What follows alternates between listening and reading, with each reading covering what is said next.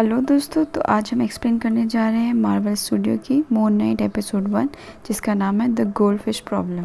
कहानी की शुरुआत में हमें एक आदमी का हाथ दिखाया जाता है जिसमें तराजू बना हुआ है। वह आदमी एक गिलास में पानी पीता है और थोड़ी देर में उस गिलास को चकनाचूर कर देता है और इन कांच के टुकड़ों को अपने जूतों में डालकर उस जूते को पहनकर वह वहाँ से चला जाता है। सीन शिफ्ट होता है इस कहानी के नायक स्टीवन ग्रांट पर, जो सोया हुआ है। जब स्टीवन जागता है तो हम देखते हैं कि उसके पैरों में बेड़ियां बंधी हुई हैं और उसके बिस्तर के चारों तरफ रेत लगा हुआ है। यह सब स्टीवन ने खुद किया है क्योंकि उसे लगता है कि वह एक नाइट वॉकर है। हम देखते हैं कि स्टीवन अपार्टमेंट में एक गोल्डफिश के साथ अकेले रहता है और वह अपनी माँ से फ़ोन में बात करते हुए ऑफिस के लिए निकलता है, जहाँ हमें पता चलता है कि स्टीवन एक म्यूज़ियम के टॉय शॉप में काम करता है। तभी उसे म्यूज़ियम में एक बच्ची नज़र आती है जो म्यूज़ियम में रखे पिरामिड में कूड़ा डाल रही है और स्टीवन उस बच्ची को इजिप्शियन एंशिएंट स्टोरी सुनाने लगता है। तभी स्टीवन की बॉस डोरा वहाँ आती है और स्टीवन से कहती है कि तुम इस म्यूज़ियम के गाइड नहीं हो, और इतना कहकर उसे काम पर वापस भेज देती है। स्टीवन के पास एक लड़की आती है और उसे अगली रात की डेट के बारे में याद दिलाकर चली जाती है, लेकिन स्टीवन बहुत कंफ्यूज होता है, उसे कुछ समझ नहीं आता है और वह अपना शिफ्ट ख़त्म करके घर चला जाता है। अगले सीन में हम स्टीवन को क्राउली के साथ बैठे देखते हैं, जो एक ह्यूमन स्टैचू है, और स्टीवन उसे अपनी परेशानी बताता है कि वह किस तरह रात भर सो नहीं पाता है। अगले सीन में हम देखते हैं कि स्टीवन एक मेडिटेशन ऐप को सुन रहा है और पजल को सॉल्व करके इजिप्ट की पौराणिक कथाओं की किताबें पढ़ के जगे रहने की कोशिश कर रहा है। और अचानक स्टीवन एक टूटे जबड़े के साथ एल्स में कहीं बाहर जागता है। वह यहाँ कैसे आया इस बारे में उसे कुछ नहीं पता है, और तभी अचानक एक आवाज़ निकलती है जो उसे वापस सोने के लिए कहती है और उसके शरीर को मार्क को वापस सौंपने को कहती है। स्टीवन इधर उधर देखता है लेकिन वहाँ कोई दिखाई नहीं देता। वह बहुत कंफ्यूज है कि वहाँ क्या हो रहा है। स्टीवन को अपनी जेब में एक सुनहरी स्कारप बीटल मिलती है। इससे पहले कि वह कुछ समझ पाता, कुछ लोग उसका पीछा करने लगते हैं और उस पर गोली चलाने लगते हैं। स्टीवन उनसे भागता हुआ एक अल्पाइन के एक शहर में पहुंचता है, जहां वह भीड़ में छुपने की कोशिश करता है। तभी हम उस ग्रुप के लीडर आर्थर को देखते हैं, जो उनका अनुयायी है, जिसका मिशन पृथ्वी को स्वर्ग जैसा बनाना है। वह अपनी देवी एमित के जागने से पहले उन लोगों को आगे बढ़ने के लिए कहते हैं जो न्याय के लिए अपनी आत्मा को पेश करना चाहते हैं।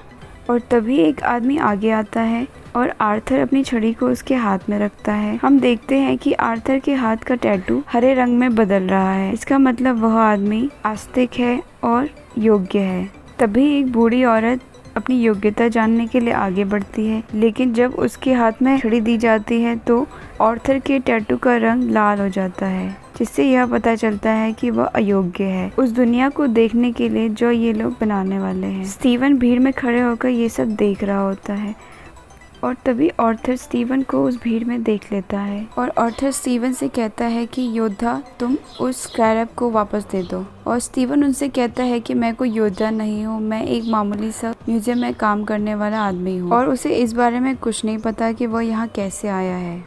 तभी वह अपने जेब में रखे हुए उस स्कारप को देने लगता है, लेकिन वह अपने शरीर को कंट्रोल नहीं कर पाता है। और तभी आर्थर के आदमी उस स्कारप को छीनने की कोशिश करते हैं। स्टीवन ब्लैकआउट हो जाता है और वह जब जागता है तो वह देखता है कि आर्थर के आदमी गिरे पड़े हुए हैं और उसके हाथ में खून लगा हुआ है। इससे पहले कि वह कुछ समझ पाता, भीड़ उस पर हमला करने ही वाली होती है।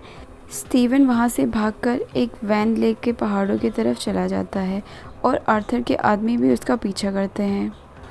आर्थर का एक आदमी वैन पर चढ़कर स्टीवन पर हमला करने ही वाला होता है कि वह फिर से ब्लैकआउट हो जाता है, और जब उसे होश आता है तो वह देखता है कि उसके हाथ में गन है और दूसरा आदमी मरा हुआ है। यह देखकर वह फिर से कंफ्यूज हो जाता है और वह देखता है कि अभी भी कुछ गाड़ियां उसका पीछा कर रही है। और जैसे ही वह आगे बढ़ता है तो देखता है कि एक आदमी उस पर गोली चलाने वाला है और दूसरी तरफ से भी एक गाड़ी और आ गई है। और तभी फिर से वह ब्लैकआउट हो जाता है और जैसे ही वह जागता है वह देखता है कि कुछ लोग बंदूक लिए हुए उसके सामने खड़े हुए हैं, लेकिन कुछ ही देर में ऊपर से लकड़ियों का ढेर गिरकर उनके ऊपर गिर जाता है और स्टीवन की नींद यहाँ खुल जाती है और वह सोचता है कि यह एक बुरा सपना था। और जब वह सुबह उठ के अपनी मछली गस को देखता है तो वह नोटिस करता है कि पिछली रात उसके एक फिन थी और अब अचानक 2 फिन आ गई और उसे कुछ समझ नहीं आता है। अगली सीन में हम देखते हैं कि स्टीवन डेट पे जाने के लिए तैयार हो रहा है। वह उस रेस्टोरेंट में पहुंचकर उस लड़की का इंतज़ार करता है, लेकिन वह नहीं आती है, इसलिए वह उसे फ़ोन करता है।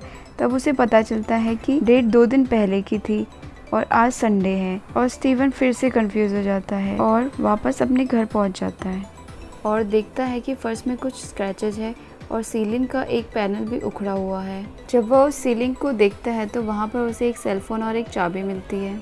वह उस सेलफोन को चार्ज करता है तो उसमें ढेर सारे लैला नाम के मिस कॉल दिखती है और थोड़ी देर में लैला का फिर से कॉल आ जाता है और लैला उससे कहती है कि थैंक गॉड कि तुम जिंदा हो, मैं तुम्हें कब से कॉल और टेक्स्ट कर रही हूँ। स्टीवन उसे बताता है कि यह फ़ोन उसे अपने फ्लैट में मिला है, लेकिन वह लड़की उससे कहने लगती है कि आखिर तुम्हें होकर गया है मार्क, और इतना कहकर फ़ोन काट देती है और स्टीवन को कुछ समझ नहीं आ रहा है कि यह मार्क कौन है। वो बहुत कंफ्यूज है और तभी अचानक स्टीवन को एक आवाज़ सुनाई देती है जो उससे कहती है कि यह सब बंद करो, नहीं तो तुम बहुत बड़ी मुसीबत में पड़ जाओगे। जब वो उस आवाज़ को फॉलो करता है तो वह देखता है वहाँ कोई नहीं है, बाय उसके और उसकी परछाई के, और तभी उसकी फ्लैट में लाइटें जलने और बुझने लग जाती और वह दौड़ता हुआ बाहर को जाने लगता है। तभी उसे एक अजीब सी दिखने वाली परछाई नज़र आती है जो उसकी तरफ आ रही है, जिसे देखकर वह बहुत डर जाता है। तभी स्टीवन की नींद बस में खुलती है, लेकिन जागने के बाद भी उसे बस में वह परछाई दिखाई दे रही है और स्टीवन को बस में आर्थर भी नज़र आता है, जिससे उसे लगता है कि वह एक सपना नहीं था।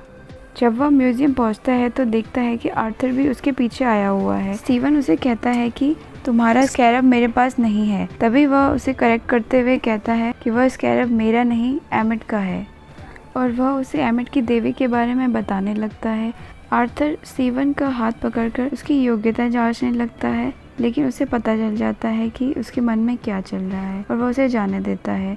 जैसे ही शिफ्ट खत्म होकर स्टीवन म्यूजियम को बंद कर रहा होता है तो सीआर की तरह दिखने वाला जानवर उसका पीछा करता है। तभी म्यूजियम के स्पीकर से एक आवाज़ आती है और वह स्टीवन से कहती है कि उस स्कैरब को दे दो वरना तुम मारे जाओगे, और स्टीवन वॉशरूम में जाकर छुप जाता है और दूसरी तरफ वह जानवर उसका पीछा कर रहा है और तभी वह अपने प्रतिबिंब को शीशे में देखता है जो उससे कहता है कि तुम मुझसे लड़ो, मैं तुम्हें बचा लूँगा। लेकिन स्टीवन उसकी बात पर विश्वास नहीं करता है, लेकिन उसका प्रतिबिंब उसको अश्योरिटी देते हुए कहता है कि मैं वास्तव में हूँ, मैं तुम्हें बचा लूँगा। और जैसे ही स्टीवन अपने शरीर से कंट्रोल छोड़ता है तो हम देखते हैं एक नकाब पहने हुए योद्धा को जो उस राक्षस को मार गिराता है, और इसी के साथ यह कहानी यहीं ख़त्म हो जाती है।